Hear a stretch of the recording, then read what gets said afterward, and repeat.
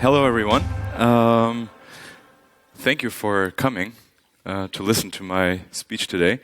I'm really happy to see so many faces, and it's great that there are conferences like this, because for once it's nice to learn about what other people actually do, and then to get some sort of a glimpse into what might be happening very soon in the future. And that's what I would like to talk to you today about something that we call machine teaching, and how it might help to take away the limitations that data cause in the sphere of machine learning and AI. My name is Murat, Vurucu, and I'm the CEO and founder of Latentine. And we've been working for a couple of years now on AI development within the German industry, and I had many different roles, from actual software development to product ownership to Scrum Master to actually change management and restructuring of IT departments, up to strategic consulting of C-level of large pharmaceutical firms and or insurance companies and so on. And during the entire time, we had more or less always the same kind of problem, and the problem is data. You know, if you have your data right, everything else is rather easy. And we had this problem so often that we started developing a system that we would like to share with you today. This presentation, I'm not sure what kind of presentations you had throughout the past hours, is not as technical as maybe some others have been, but I will try to go through it rather quickly so that we can have maybe some Q&As about the technology behind it as well, and or we can have a conversation afterwards also about the mathematical foundation and or the tech stack and so on. We're really open about it, so you can ask any questions that you'd like to ask. So let's dive into it. What AI is really about. So behind all the hype, AI is a tool for powerful pattern recognition, and the methods allow identification of insights and situations too complex for humans. So this is my opening statement. This is what I call AI. So when I refer to AI, this is what I mean by it. So it's a rather narrow focus. And the way how it currently works, and I think we're all familiar with this, is that machine learning learns a lot by observing the environment and recognizing patterns. Okay? And if I have to think about it metaphorically, I always imagine a child that is trying to learn to walk. Okay, there's a lot of try and error. They might be looking around, and then, you know, it's really cute, they're falling and standing up again and so on, until they master this challenge of walking. And that is a rather easy task to learn by observation. What about algebra? I mean, it would be a really confusing thing to go home and then you have your children in a room and then just throw mathematic books inside and be just like, just deal with it. That's not how it works. There needs to be someone that actually explains what is going on, explains the rules. And I mean, once in a while we have some genius people that just figure out all by themselves. But the usual condition is we need to teach the children something so that they can understand more complex things. And that's basically one of the biggest issues, in my opinion, that exists currently in companies. Company data is not ready for AI. And this is actually a chance. It comes with a couple of drawbacks, though, because the current tendency is that companies believe that AI doesn't work, while what they actually mean is their data is actually not working for AI. You know, so because of that tendency, I have the feeling that the next years are going to be rather difficult from a business perspective for machine learning and so on. But I believe that there is a huge chance. Enterprises spent 26 billion plus for AI software in 2016, and in the same year, BCG, so this first study is from McKinsey and the second study is from BCG, they published another research stating that 96% of enterprises face data issues after projects start, also in 2016, which is really fascinating. It means that there are only a couple of really narrow, well-structured cases in which it really worked, you know, to build some sort of solutions. Now, because of this issue, actually huge new industry, the fastest growing bit of the AI industry rose, which is the new workforce for AI. It's kind of a little bit perverted if you think about it, because you see a lot of people in a factory working for a machine. And what they do the entire day is look at data and then just add the missing points so that machines can actually make the predictions, right? So basically the data labeling industry. And usually those are factories somewhere in lower income countries, India and Philippines on the rise. And some of the companies that grew really quickly with these business models are companies like Scale AI in the United States, or I think Cloud Factory, it's called, here in Europe. So there are some companies that are tackling this issue. Now, there is a huge problem with this issue, though, with this solution path, because there is a difference between obvious and complex labeling. Okay, so obvious labeling, and I relate that again to myself a little bit. I found it the best way to explain it. Is my girlfriend blonde? I could ask my nephew. He is 8, and he'd be like, yes. Okay, that was an easy question to be answered. Is this person happy? My nephew might be actually even better at predicting that. It starts being a little bit more complicated, but there might be some hints on how you judge that. But what makes this person happy is a really complicated question that I'm not able to answer myself. So if we put that into an industrial environment, it's rather easy to say, okay, is this a cat? That's easy. It's a manual labeling job. Is this a stop sign? Also kind of easy, but when you come to points, and these are some problems that we face, what molecule is relevant, it starts being really complicated, because this is not a job that you can actually outsource. This is not a labeling task that you can just send somewhere overseas and be just like, okay, let the people label it. You know, you might have actually a handful of experts that are able to answer this question. So how can you take their opinions and scale it to all your base data? That was the question that we asked ourselves without actually going too much on their nerves, right? Because these people don't want to spend too much time on these stupid tasks. The automotive industry is a really great example for A and B. You know, so they take a lot of pictures, you know, from their cars and they're sending it somewhere, and then people are sitting in these centers and saying, okay, this is a human being, don't crash into that human being, that would be bad, you know? That's something that you can make after you describe what a human being is. And they're just labeling over and over and over and over similar data sets until the machines are able to make reasonable predictions. But maybe here you can sense it already. Maybe for the automotive industry, it's a great enough risk to take as an investment because it really defines their future. But there's so many smaller places where AI or machine learning would be really useful to accompany scientists, for example, and etc., that wouldn't be able to clear that kind of a budget in development, right? So there is a complication.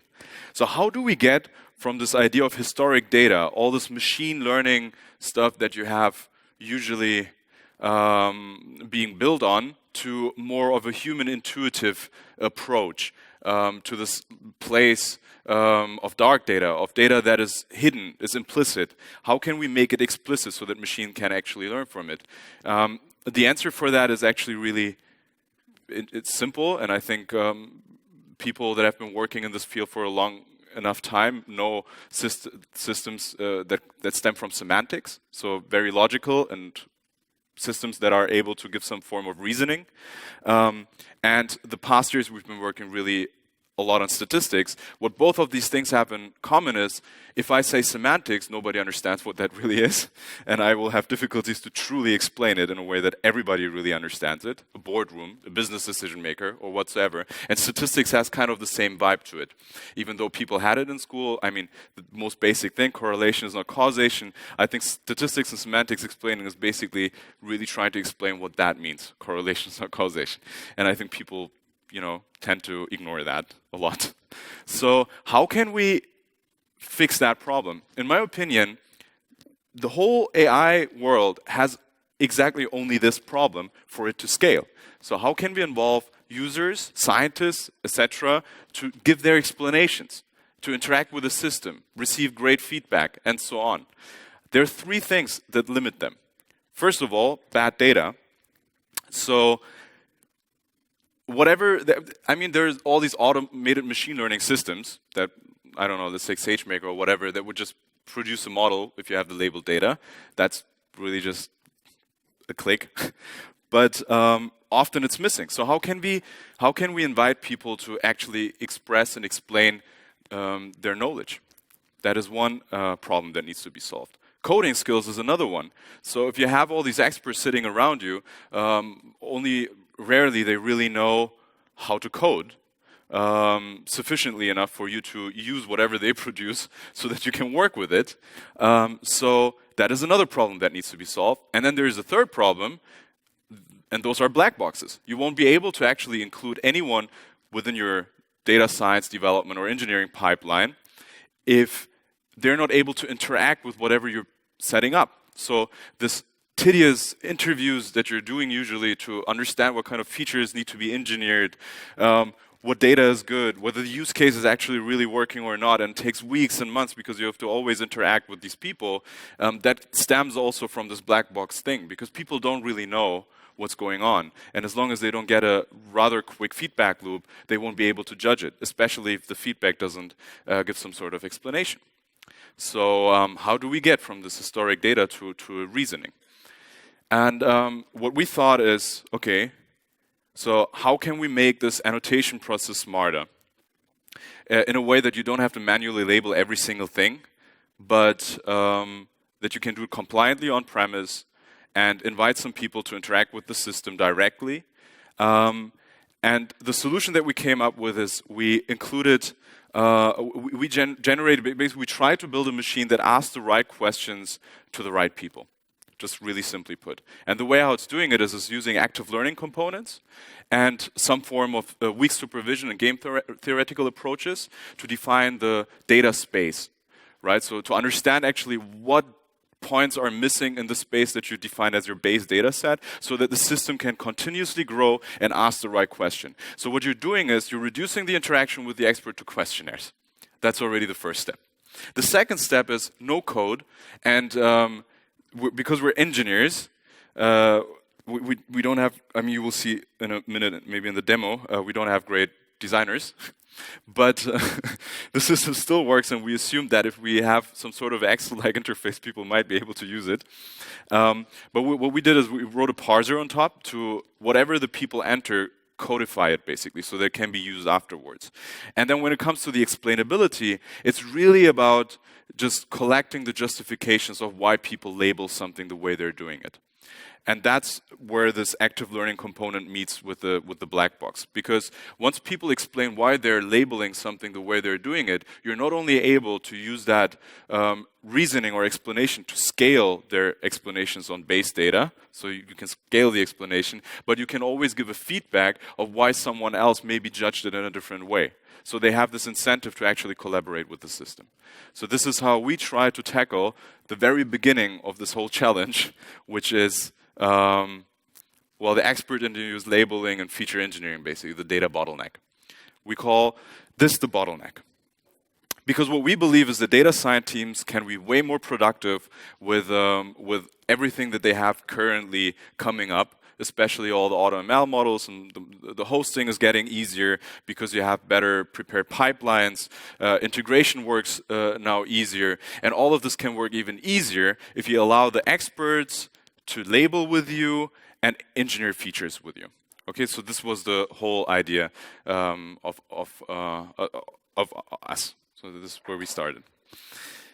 So what I'd like to do is just show you a small demo and tell what's happening while you can see it. I'm not sure how to make this actually a full screen thing. Maybe like this. Okay, so let's start in the beginning. So this is an example we did 2 weeks ago. This is a bill of material with a lot of columns of, I don't even understand what it is. And then you have some points given like average torque and whatsoever. So what you're doing is basically, this is the perspective of the user that is trying to create new labels. So this is the expert that uses our data definition language to describe, okay, what kind of formatting is relevant for this. It's a little bit dumb. Maybe we should actually change it to something that recognizes itself. But once you uploaded it, you can move in the workflow to something that we call workbook. And you basically select the columns that should be in and that shouldn't be in, so some of the features. And once the workbook is created, this is the point where it starts being interesting, because what you can do now is ask a question. So you're defining a question, and in this case, it was a lot about, so this is just a demo, obviously, but when does the thing break? That's the question. And we can say, okay, we want 10 answers in the very beginning, just to see whether people actually know the answer. Because if people don't know the answer, you won't be able actually to train any kind of machine system to do it for you. And you invite the people. So exactly, and then you define some kind of date for validity, so until when this should be going. And what you have is it's just really simple, a new label column and the why behind it. And if you go to the questionnaire that can be sent out, again, please apologize that it's designed so poorly, but I think the idea will be clear when you see it. So what you're doing is you're saying some sort of label. You're adding basically the label based on your expertise. And what you're also doing, you can reference basically each of these columns and describe why you're giving that label. So that's the entire logic behind it. And you can not only do it for numbers, but you can do it for strings and whatever. You can actually explain a lot what you're seeing in there. And now you might rightfully comment that that's a complicated interaction with users. And I agree with you. But I think that during the user interaction, you can actually design really nice interfaces for these questionnaires that allow them to answer rather quickly. And what you can also do, I mean, right now you're seeing that we're copy-pasting it, and then later on we're parsing everything that you're seeing here into code. But that is scalable and functional, basically. So this is the entire thing. So you don't need to do more than this, theoretically. But you can change the interface also in a way that you can make it more clickable. That's also something that we're doing with our clients, so that you don't actually really have to write something inside. Because if you know what you want to ask, you can design it in a way that they can answer it more quickly. All right, so let's say those 3 answers were given. What you have now is 3 explanations and some labels. Our experience is if you have up to 50 explanations, so 50 people or one person answering 50 times